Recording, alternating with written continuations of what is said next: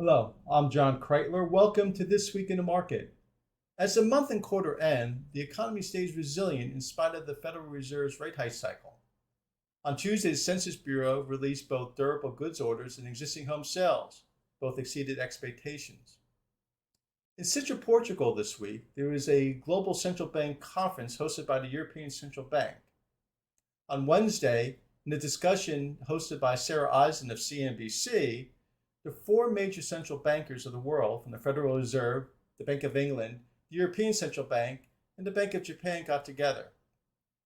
Upon questioning from Ms. Eisen, they spoke about achieving their 2% inflation mandate, acknowledging it might take longer going into 2024 or 2025 to achieve it. They believed they were restrictive, but not restrictive enough for long enough to bring inflation down to that 2% mandate. As we end the quarter, the bond market stays inverted. The 210 spread is widened to 100 basis points.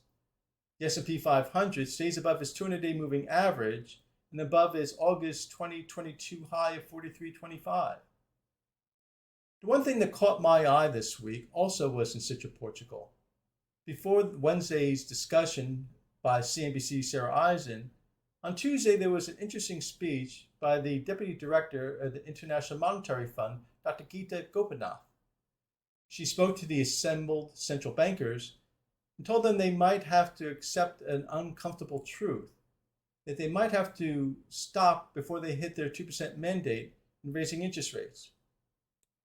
She told them that they waited too long to stop inflation and to start the rate hike cycle.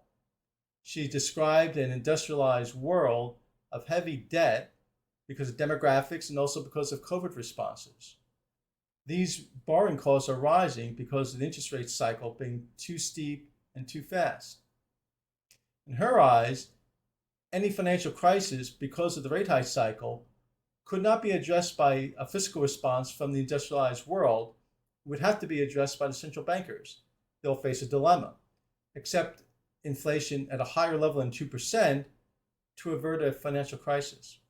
I'll speak further on this interesting speech that I found of note going into the second half of this year next week in Macro Minutes, another series of commentary I have on my YouTube channel, Kreitler Financial.